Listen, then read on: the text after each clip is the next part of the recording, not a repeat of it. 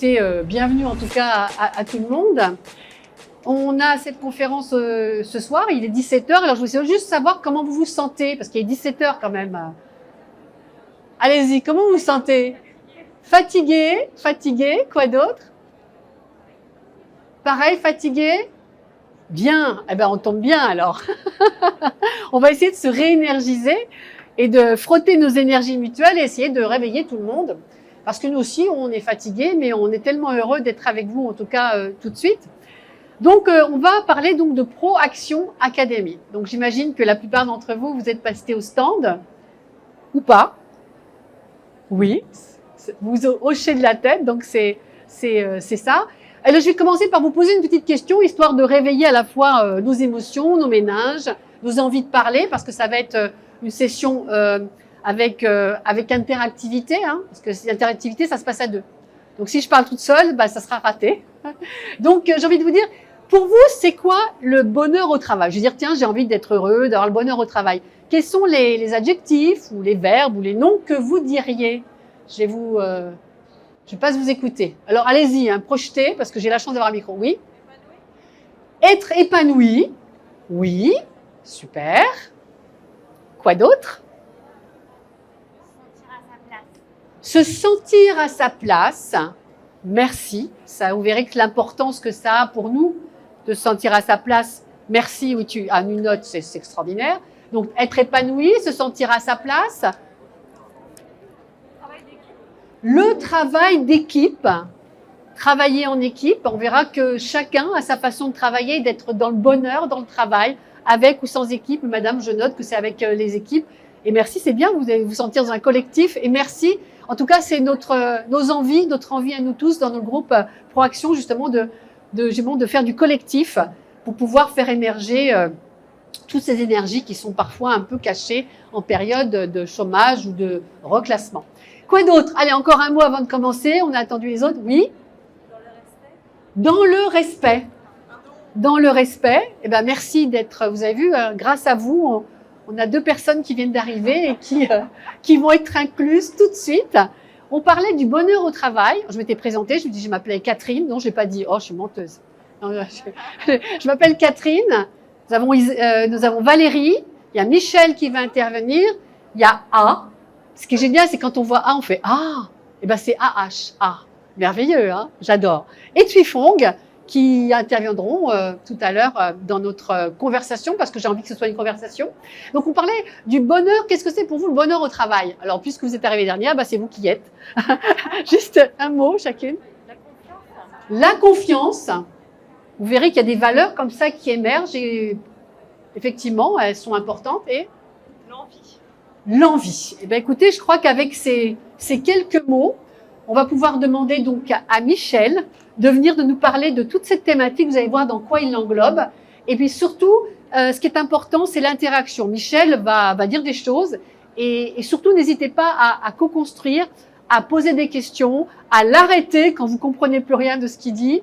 L'important, c'est effectivement cet échange pour nous. Hein. Ça ne doit pas être descendant, c'est un échange. Michel, voilà, je te passe le micro. J'adore avoir un micro, je lui laisse quand même. Ah oui. Hop. Voilà. Pardon.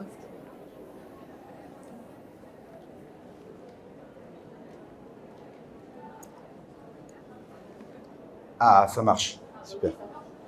Génial. Mais on t'entendait pas très très fort. Bon, ben, je suis ravi d'être avec vous ce soir et je suis d'autant plus ravi que finalement vous êtes nombreux. Il est 5 heures, je me suis dit il n'y aura personne à 5 heures. Ils vont tous être partis. Vous voilà tous. En tout cas, il reste encore quelques places. Sans doute des personnes vont arriver, j'en suis sûr. Et donc, voilà, je voudrais vous faire part d'une expérience. Moi, ce matin, je me suis levé, il était 6 heures. Le réveil a sonné. Je me suis levé comme un ressort. Je me suis mis tout droit. Je me suis dit, waouh, il faut que je rejoigne tout le monde au salon. Et tous les matins, c'est un peu comme ça. J'adore aller travailler. C'est pas le cas de tout le monde, n'est-ce pas? Moi, j'adore aller au boulot. Alors que les copains ou tous ceux qui m'entourent, ils y vont comme ça, ils sont tous de travers, ils n'ont pas envie, ils ont peur de ce qui va leur arriver dans la journée. Et donc, malheureusement, ils sont pas bien. Et moi, ça me désole. Alors, ça me désole parce que j'ai envie de... Vous verrez tout à l'heure pourquoi je dis ça. Moi, j'ai envie d'équilibrer les choses. Et équilibrer les choses, ça veut dire redonner envie d'aller au travail et redonner envie d'être heureux dans le travail. Et pour être heureux dans le travail, il y a un certain nombre de choses qu'il va falloir faire. J'ai essayé de vous dire tout ça. Alors, moi, pourquoi je me suis analysé, je me suis dit, mais pourquoi, diable, moi, je suis si heureux d'aller au travail? Tous les matins, je me lève, ça fait des années. Et autour de moi, ils sont tous déprimés. Et pourquoi ils font des burn-out? J'ai 2 copines qui ont fait une burn-out. Je ne comprenais pas. Alors, j'ai essayé de comprendre ce qui se passe. Et en fait, j'ai fait une introspection et je me suis retrouvé à l'âge de 12 ans. J'étais tout petit comme ça. Et je rentrais en 6e. C'était le premier jour de classe. Et le professeur de dessin, c'était mon premier cours. Il nous a sortis dans la cour et il nous a mis devant un arbre avec une feuille de papier, un crayon. Et il nous a dit, voilà, ce platane, vous devez le dessiner le plus proche possible de ce qu'il est. Et pendant 1 heure, on a dessiné. Moi, je n'avais pas beaucoup dessiné dans ma vie, hein, mais là, je me suis mis à dessiner cet arbre avec plaisir. Et puis, l'heure est passée. Et quand j'ai regardé l'arbre, j'ai eu l'impression qu'il me parlait. J'ai eu l'impression que les feuilles bougeaient. C'était vraiment beau, quoi. C'était magnifique. Et je me suis dit, mais voilà ce que je veux faire. Voilà ce que je veux faire dans la vie. Et je veux dessiner. Toute ma vie, je veux dessiner. J'étais tout petit, j'avais 11 ans, un truc comme ça. Et donc, je me suis mis à prendre des cours du soir. J'ai été aux Arts Déco, j'ai pris des cours du soir, je partais le jeudi soir, tout petit que j'étais, je partais, puis j'entrais en métro, et puis j'allais dessiner. J'ai même fait, avec mon frère qui était un peu plus grand, il m'a emmené faire du dessin anatomique, vous savez, où on se met avec une personne nue, puis on la dessine, donc j'ai appris à dessiner comme ça. Bon, ça m'apportait beaucoup de plaisir. Et puis, du coup, j'en ai fait une partie de mon métier, mais pas seulement. Pas loin, à 13 ans, je crois, j'ai découvert quelque chose qui était extraordinaire. J'ai découvert un sport, un art martial qui s'appelle l'aïkido. Alors, c'est vrai que mon père faisait du judo, donc j'étais un peu impressionné par ce qu'il faisait avec mon frère. Il était plus grand que moi, il avait 6 ans de plus. Je me suis dit, waouh, c'est extraordinaire ce qu'il fait. Donc, j'ai voulu aller prendre des cours de judo. Et le jour du judo, il n'y avait pas de judo, il y avait de l'aïkido. Vous avez déjà entendu parler de ça? Qui connaît l'aïkido? Ouais, tout le monde, trop bien. Et donc, j'étais encore une fois, j'étais haut comme 3 pommes, et j'en fais toujours. Je fais toujours de l'aïkido et je fais toujours du dessin. Et du coup, c'est peut-être pour ça que je me suis dit, peut-être que c'est pour ça que finalement, je suis bien dans ma peau quand je travaille. Et j'aimerais communiquer ça, essayer de trouver notre force. Et donc, je me suis dit, par où je vais passer pour expliquer à quelqu'un que je prends du plaisir à travailler. Ils me prennent pour un fou, les gens. Ils me disent, mais tous les matins, tu vas travailler en pleine forme, on dirait un zébulon, t'es fou, quoi. Eh bien, j'ai continué comme ça, à chercher, et finalement, j'ai trouvé un jour ma raison. J'étais dans une librairie, et je vais vous parler de quelque chose que vous avez sans doute entendu parler. J'arrive sur la grande bibliothèque, alors moi je suis un fou des bouquins, j'ai plein de bouquins, j'adore ça. Et donc je vois un bouquin de loin, et tout ce qui touche au Japon, moi ça m'attire, on dirait un aimant. Waouh, le Japon, j'adore. Peut-être parce que je suis italien. Je suis d'origine italienne, donc moi j'aime le baroque, c'est tout plein de bazar et tout. Dans ma ville, il y a des tas de sculptures partout. Puis là, zen, rien du tout. Le Japon, il n'y a rien. Et peut-être le contraste m'attire. En tout cas, ça fait des années et des années que tout ce qui touche au Japon, j'adore. Et donc, là, je vois ce livre de loin, et il y a marqué quoi dessus? Il y a marqué Ikigai. Vous avez entendu parler d'Ikigai? Qui a entendu parler d'Ikigai? Super, vous connaissez tous l'Ikigai et c'est génial. Et vous allez voir, je vais vous donner un secret après, mais un peu plus tard. Je continue à vous raconter ma petite histoire. Donc, je découvre l'Ikigai, je regarde ce bouquin, c'était il y a déjà, avant que ça soit à la mode. Hein. Je regarde dedans, je dis, mais c'est moi, tout moi ça, mais qu'est-ce que c'est que ce truc? J'ai l'impression de faire ça. Et en fait, je faisais de l'Ikigai. Alors, on va quand même en parler un petit peu. Je vais essayer de vous dire de quoi il s'agit. Alors, vous savez que l'Ikigai, puisqu'il y a beaucoup qui en ont entendu parler, mais je vais le dire aussi pour ceux qui ne connaissent pas, l'Ikigai est né de... Alors, je vais revenir un peu à une légende chinoise. Les Chinois appellent ça... Vous savez comment ils appellent ça? Ils appellent ça l'île aux immortels, parce que ça vient de là. Et l'île aux immortels, c'est la dernière des îles qui est au Japon. Alors, vous voyez, le Japon, c'est comme ça, en fait, c'est comme ça. Et la dernière est tout en bas, assez loin. Eh bien, c'est quoi? C'est quelle ville? Vous savez quelle ville c'est? eh ben, c'est là où sont nés les arts martiaux, c'est Okinawa, comme par hasard. Hein. Vous voyez, tout se recoupe en fait. Hein. Il y a des faisceaux comme ça qui se recoupent.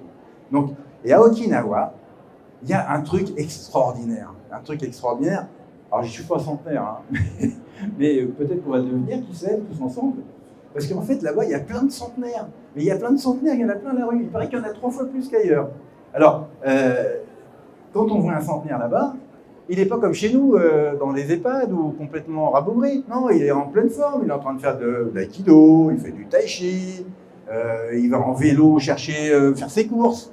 Il va acheter des pommes de terre, si c'est pas lui qui les a fait, si c'est son copain qui les a fait, parce que lui, il a un petit potager et il va avoir une nourriture vachement saine.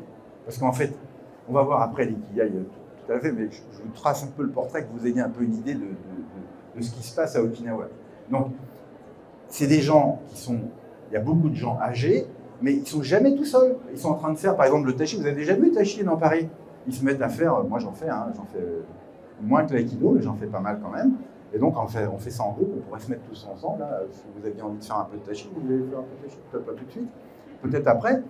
Eh ben, on se met comme ça debout et on travaille. Et donc, à 100 ans, on est capable de faire des grands gestes, de faire des grandes pirouettes comme ça, de se mettre entre ciel et terre. C'est extraordinaire. Donc, je reviens à mes petits vieux, là, mes petits vieux qui sont plus jeunes que nous, parce que quelqu'un comme, disons, de 70 ans là-bas, c'est un petit jeune, hein. Un petit jeune, comme on arrive à 110 ou 115 ans, le petit jeune de 70 ans, on fiche de lui quand on lui dit « Tu veux t'arrêter de travailler, toi ?» Mais jamais, parce qu'en fait, quelqu'un qui a son ikigai, eh bien, quelqu'un qui a son ikigai, il n'arrête jamais de travailler. C'est son truc, c'est sa vie. C'est un peu, j'espère que ça m'arrivera, hein, sur les planches. Je finirai ma vie sur les planches, j'espère, comme eux, parce qu'en fait, je suis un peu centré comme ça. Donc, je reviens un petit peu à tout ça. Il y a quelques temps, il y a déjà presque 16 ans, j'ai décidé d'unifier ma vie. Alors, je vous ai dit tout à l'heure, il y a 2 faisceaux. Hein, on va revenir après aux 4 plans que vous connaissez déjà, mais on va les dessiner tout à l'heure. Il y a 2 faisceaux qui construisent ma vie. Donc, je vous l'ai dit, il y a tout ce qui est dessin. Hein, donc, je suis directeur artistique, évidemment. Hein, et à côté de ça, je suis professeur d'aïkido depuis des années déjà. Et donc, quand il m'est venu l'idée de switcher, comme sans doute la plupart d'entre vous, peut-être vous voulez switcher ou trouver un autre travail, moi j'ai eu l'occasion de me dire, je vais monter mon entreprise. Alors mon entreprise, vous savez comment je l'ai appelée? Je l'ai appelée Dojo.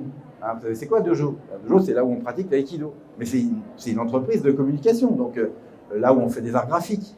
Et donc j'ai unifié ça, j'ai appelé un architecte, j'ai acheté un local suffisamment grand, porte de Montreuil, c'était pas trop cher à l'époque. Et j'ai demandé à l'architecte, écoute, je lui ai dit, tu te débrouilles comme tu veux, tu me fais un dojo au rez-de-chaussée, et au premier étage, tu me fais une mezzanine, et là-dessus, on mettra tous les bureaux, on mettra tous les personnes qui travaillent avec moi pour dessiner, et on aura les énergies de l'aïkido qui vont monter. Et voilà comment on peut unifier, par exemple, un ikigai, parce que l'ikigai, vous comprenez que c'est une espèce d'unification. Alors, je vais reprendre un petit peu, excusez-moi de vous tourner un peu le dos. On va tourner la page. Hop là. Ah, je vous rassure, je ne vais pas vous faire des dessins compliqués, hein, c'est très simple. Hein. On va aller à l'essentiel. Donc, on reprend cet ikigai. Tac.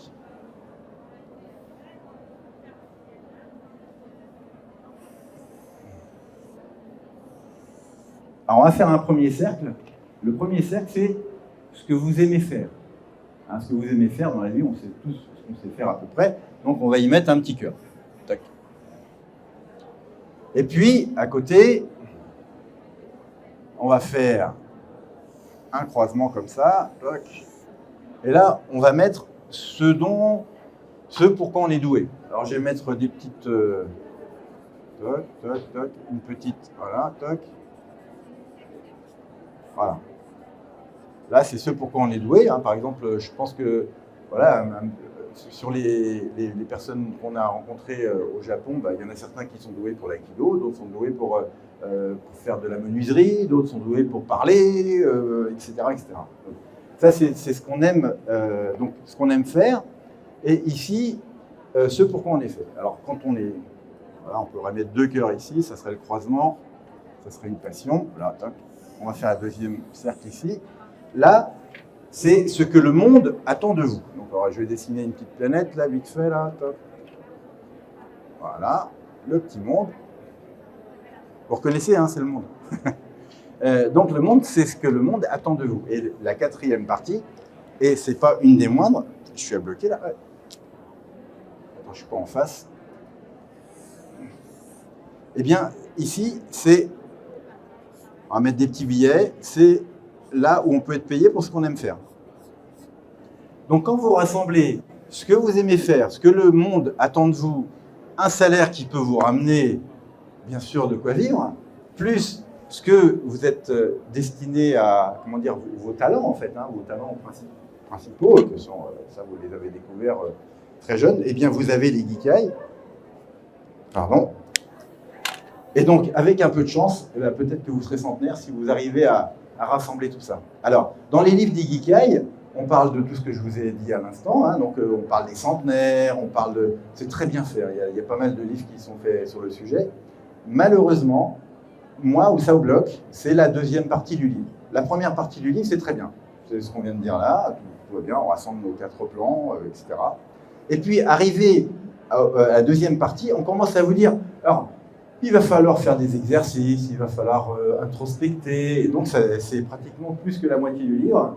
Et donc vous êtes tout seul à vous retrouver, à essayer de savoir quel est votre talent, ce que vous aimez, comment vous allez vous faire payer pour tout ça, et vous êtes tout seul, vous êtes perdu. Donc la plupart des gens qui ont essayé de faire les Geekai, la plupart ils arrêtent avant la fin, et malheureusement, là on est face à une impasse, et donc il faut essayer de retrouver une possibilité, d'où l'idée que nous avons créé Front Action Academy, justement pour combler cet espace ici qui est souvent vide. Et peut-être on va prendre une petite seconde. J'aimerais vous partager quelque chose qui est de l'ordre de l'aïkido. Hein. J'aimerais que vous preniez un peu le temps, on est fatigué, là, il est 5 heures. J'aimerais que vous respiriez un peu. Alors c'est vrai qu'on a les masques, mais est-ce que je peux vous demander de vous mettre debout ? Allez, mettez-vous debout, on va travailler un petit peu ensemble. Alors, on va faire comme si j'étais en cours d'aïkido, c'est ce que je fais. Hein. Alors, je dis, on est placé entre ciel et terre, hein, entre ciel et terre, donc le ciel il est là, là c'est la terre, vous allez vous enraciner profondément dans la terre, comme ça. C'est-à-dire que vous imaginez, vous fermez les yeux un peu, et vous imaginez que vos pieds descendent profondément comme des racines qui vont s'accrocher. Et puis, tout autour, vous allez... Alors moi, je ne peux pas le faire avec le micro, mais vous pouvez le faire avec les mains. Donc, vous allez ouvrir l'espace qui vous entoure. Et tout ça, ça vous appartient. Voilà, on a entendu tout à l'heure des gens qui disaient « j'aimerais que ça m'appartienne ». Alors, je vais le faire une fois avec vous, avec les 2 bras. Vous allez essayer de me suivre. Vous respirez comme ça une première fois. Vous baissez un petit peu les genoux, vous rentrez les fesses. Et vous montez comme ça. Et vous redescendez. Là. Encore une fois. Là, c'est l'espace qui nous appartient devant. Maintenant, nous allons aller sur le côté, sur le latéral. Donc, latéral, on monte jusqu'en haut et tout doucement, comme un oiseau, hop, on s'envole, on fait ça. Maintenant, nous allons aller par derrière, aller chercher l'espace qui est là. Et c'est ce qu'on appelle l'aïkisphère. L'aïkisphère, c'est l'endroit qui nous appartient sur Terre. Ça nous appartient, c'est notre place. C'est notre place dans le monde. On est placé entre... comme le disent les Japonais, entre ciel et terre. Et vous voyez, ce genre de choses, là on l'a fait très très peu, mais tous les personnes qui sont à Okinawa font ça du matin au soir. Ils font du tai chi, on ne va pas faire du tai chi tout de suite, mais le premier mouvement, si on peut le faire une première fois, tiens, on peut faire ça, c'est voilà, vous allez vous mettre comme ça, et puis vous allez tourner comme s'il y avait un boudin ici, et vous allez tourner, alors fermez les yeux, imaginez votre boudin, et vous descendez comme ça, toc, vous tournez autour. Voilà. Maintenant, on va faire un petit exercice de respiration. Vous allez ouvrir comme ça, très fort, ouvrir les poumons, inspirer très fortement. Maintenant, vous bloquez la respiration et vous relâchez tout. Voilà, on va refaire la même chose.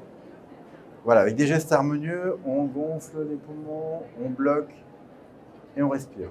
Dernière indication, vous mettez la langue sur le palais. Moi, je ne peux pas parce que je parle. Et vous respirez par le nez.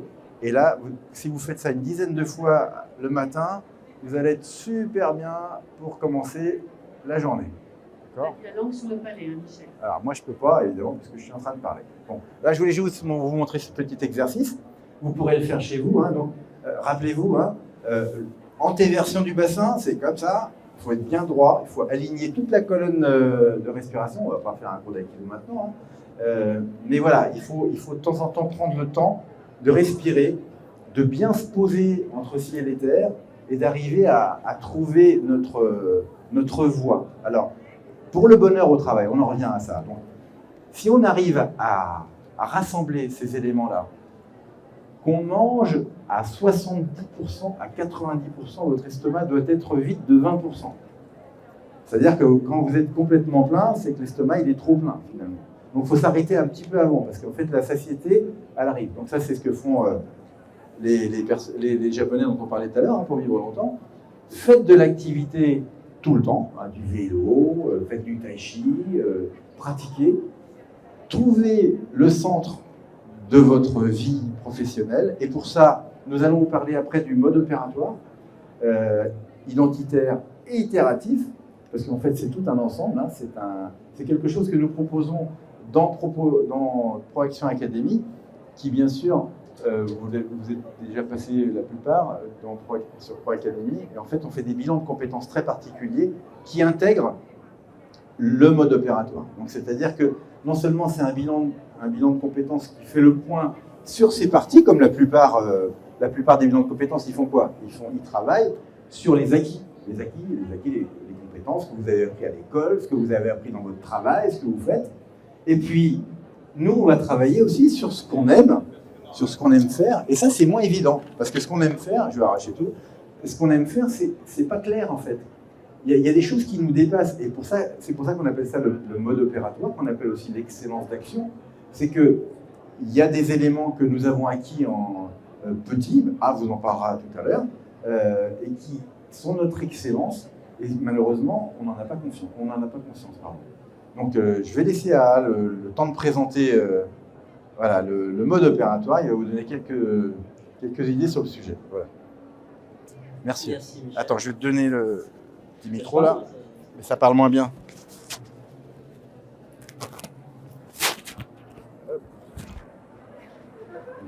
Voilà. Vous m'entendez bien là? Je sais pas pourquoi j'ai deux micros.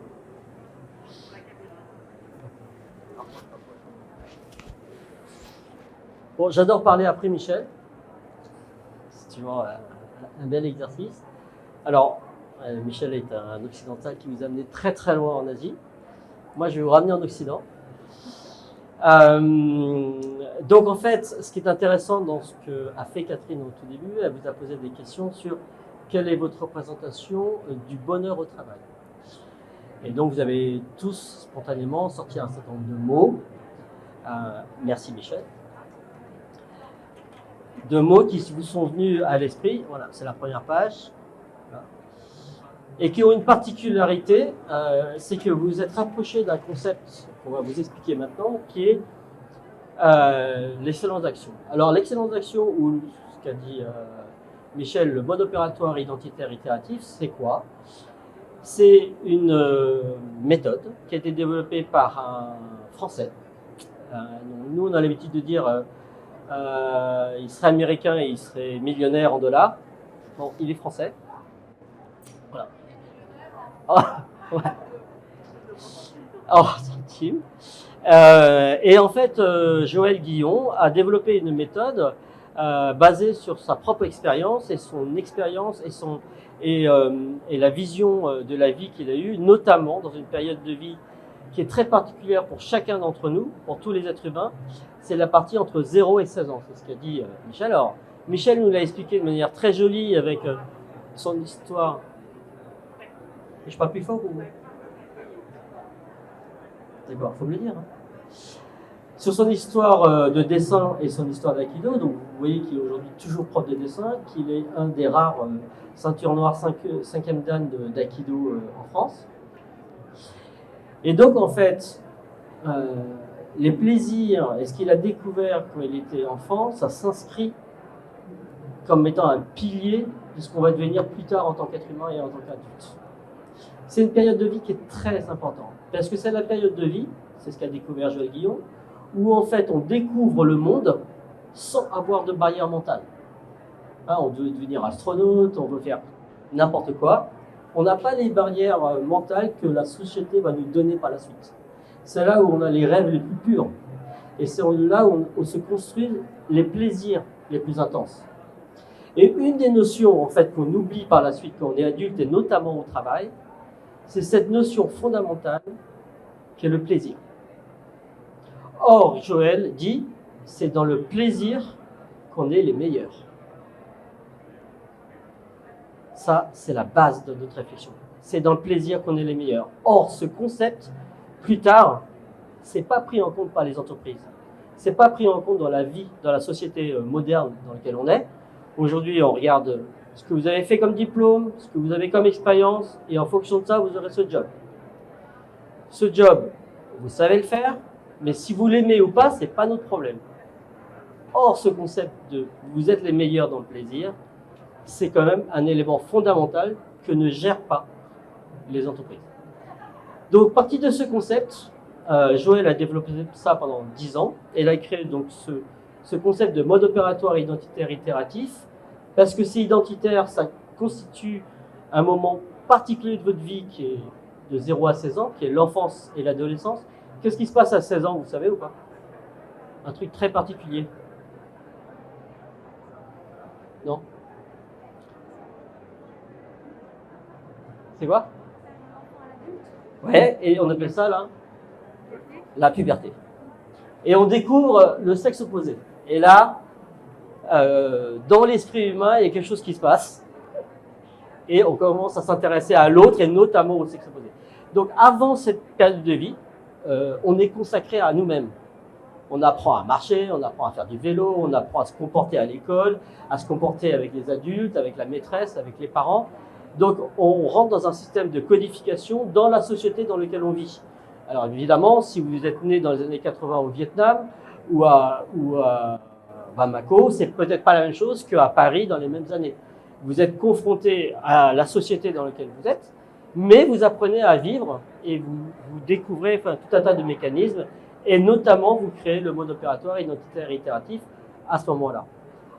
Alors, vous allez me dire, ce qui est intéressant, c'est que cet élément-là, hein, l'excellence d'action, vous allez le développer toute votre vie, en permanence. Et c'est là où vous allez avoir beaucoup de plaisir. Mais comme vous le faites tout le temps, vous ne voyez plus en quoi c'est difficile de le faire.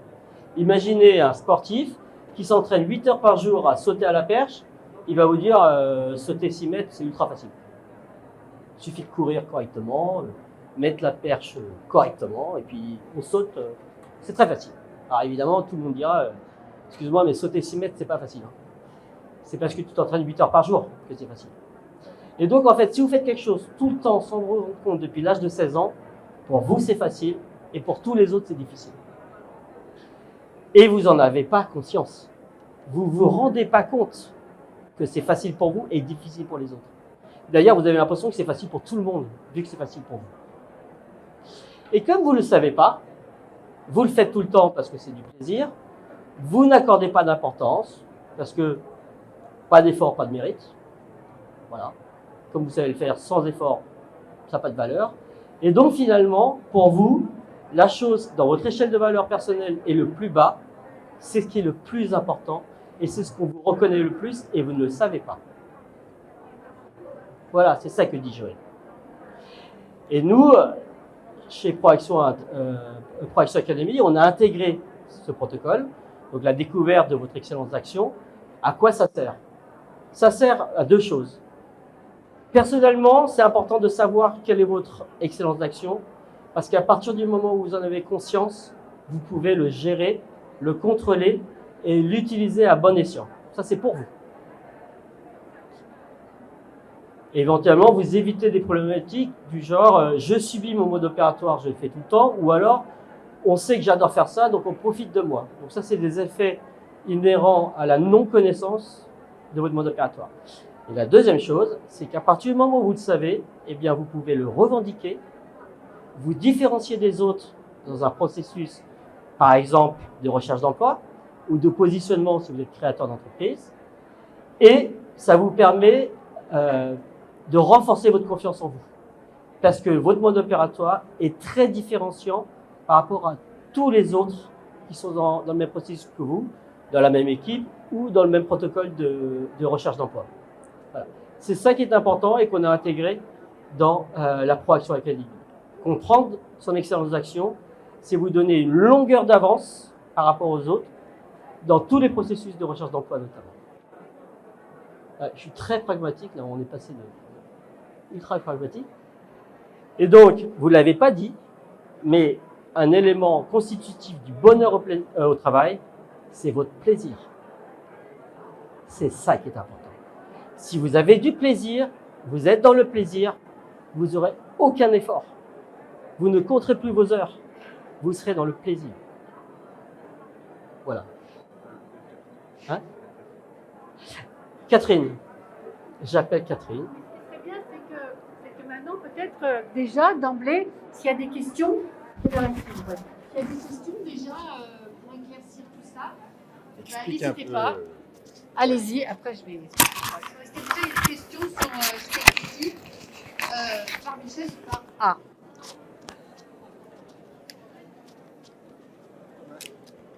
Je vais enlever mon masque. Je récupère mon autonomie. Alors oui, c'est mieux. Hein. J'ai de la chance. Hein. Ok, alors, est-ce qu'il y a des questions comme ça? Des interrogations?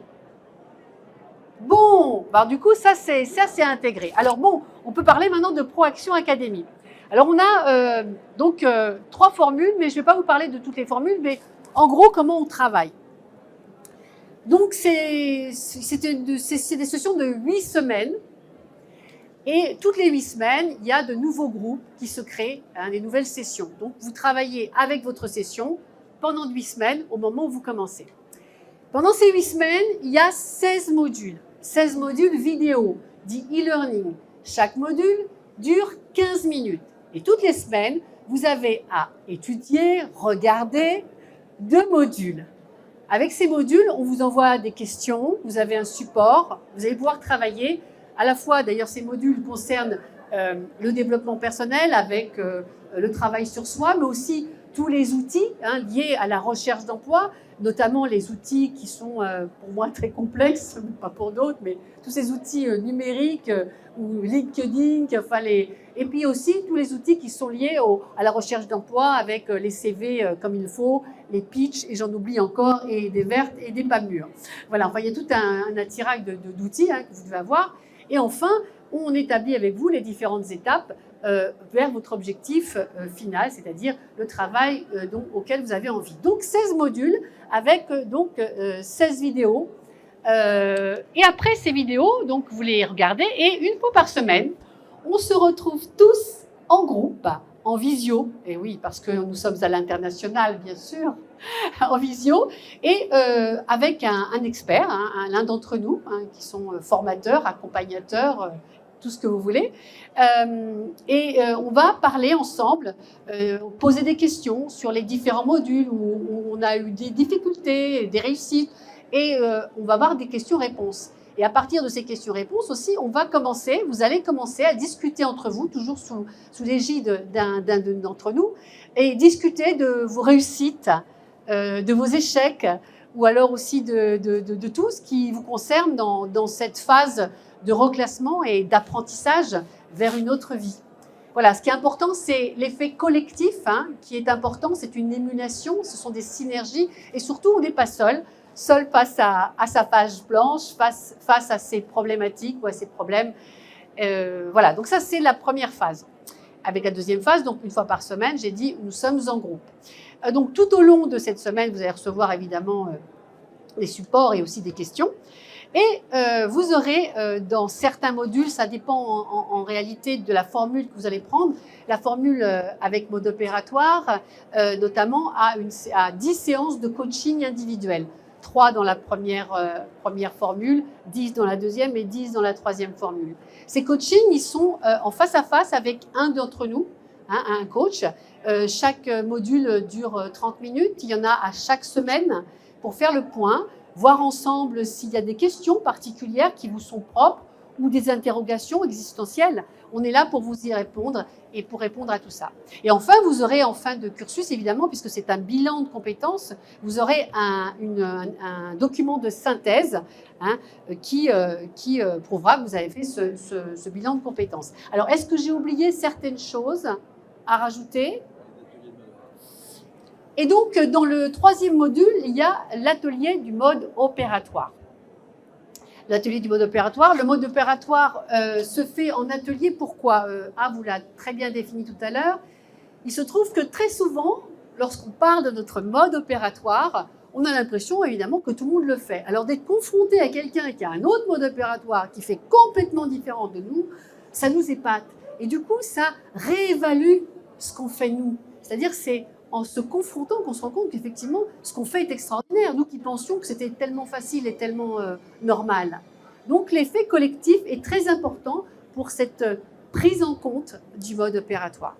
Est-ce que c'est assez clair ce que j'ai dit ou est-ce qu'il y a d'autres choses à dire? Donc, est-ce que maintenant, il y aurait encore des questions? Pardon? Ce bilan de compétences, vous le proposez comme service depuis combien d'années? On le propose, nous on a regroupé l'école depuis 2 ans, mais on l'a proposé nous-mêmes, on fait tous le bilan de compétences d'une façon individuelle. Donc on a regroupé toutes nos compétences ensemble pour en faire du collectif. Mais tous, évidemment, nous faisons des bilans de compétences en face à face. Mais notre idée, par rapport à tout ce qu'a développé Michel, c'était l'ikigai, quoi, c'est-à-dire trouver ensemble cette cohésion, cette émulation, cette énergie qui fera qu'ensemble, on pourra aller peut-être plus loin et plus intensément vers nos objectifs. Voilà.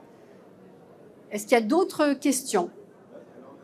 Une autre question. Catherine va témoigner. Écoutez, c'est extraordinaire. C'est Catherine qui est là, il n'y a pas que moi. Catherine vient de terminer une session et elle veut bien témoigner. Donc, je ne savais pas qu'elle était là. Merci Catherine, je te passe le micro. Voilà, c'est Béatrice. Je n'ai pas trop l'habitude de faire le micro comme ça. Ce sera mieux comme ça. Alors, je suis partie de la promo précédente. Attends, je vais te mettre ça. Je vois Béatrice. Mais, tu vois. Et tout ce que je peux vous dire, c'est qu'il y a vraiment eu une émulation de groupe. Et plutôt que de se retrouver seul devant l'écran et d'être passif et d'écouter les intervenants, nous laisser le temps d'interagir entre nous, de réfléchir. Et en fait, au fil des semaines, il y a eu un attachement dans le groupe et on s'entraidait tous. Et il y a eu vraiment une belle émulation de groupe, quoi. C'est une interaction entre nous tous et tous les intervenants. Et je veux dire aussi que dans l'équipe de ProAction Academy, il y a beaucoup de personnes, ils sont tous très compétentes et ils ont tous leur spécialité. Donc, je crois que là, il y en a pour toutes les problématiques, pour tous les goûts, entre ceux qui cherchent un peu plus à se connaître, être un peu plus à l'aise ou qui ont des problèmes de stress, ou d'autres qui ont plus besoin d'avoir des conseils pragmatiques sur le CV, d'autres sur des étapes, besoin d'être guidés dans l'accompagnement de création d'entreprise ou sur le brand content pour Michel, etc. Comment? Pour vous, individuellement, qu'est-ce que ça change? Moi, individuellement... Pour vous, individuellement, qu'est-ce que ça a changé? Moi, j'étais en pleine phase de mise en question et du coup, j'ai créé mon entreprise et j'ai terminé fin juin, donc ProAction Academy. Et puis, 1er septembre, je me suis mis en auto-entrepreneuriat. Et voilà, donc ça fait depuis septembre que je travaille en tant que consultante. Voilà. Mais il y a des hauts et des bas, bien sûr, ça ne se fait pas comme ça du jour au lendemain, donc je ne veux pas vous dire que tout est miraculeux, mais c'est un chemin qui continue. Voilà, et donc, mais je suis quand même assez fière de l'avoir fait, et on verra si ce sera fructueux ou pas, mais en attendant, c'est déjà comme un grand pas. Voilà. Merci Béatrice. Pardon d'avoir appelé Catherine. Je suis Moi, pas- je vois ah, non. Catherine partout, bah, Je suis pas très à l'aise, Voilà, c'est mais pour bon. voir que la On avait prise de vu parole au public. tout à Mais... l'heure, Madame qu'elle Trager. était dans la session, Merci. la dernière session. Et d'ailleurs, elle est partie un peu plus tôt, donc sinon, je pense qu'elle aurait voulu aussi témoigner. Merci beaucoup. Alors, est-ce qu'il y a de nouveau des questions? Je viens de demander à Michel de revenir vers nous. Est-ce que vous avez des questions sur plus pratico-pratique, sur comment on fait, comment on peut se rencontrer, comment on peut se parler? Michel, je te rends le micro. Il nous reste 2 minutes d'après les heures qui nous sont attribuées. Dans 2 minutes. Donc on a mis des petits papiers pour chacun. Si vous voulez les remplir, là à l'occasion de ce salon, on fait une demi-heure de coaching qu'on offre pour faire un peu un point sur votre situation. Et donc pendant cette demi-heure, on va faire un point et à la sortie de ce point, sachant que tous nos bilans de compétences sont pris au CPF, hein, donc vous avez les 3 formules qui sont prises en fonction de vos besoins. Et donc, si vous voulez prendre rendez-vous, c'est le moment ou jamais.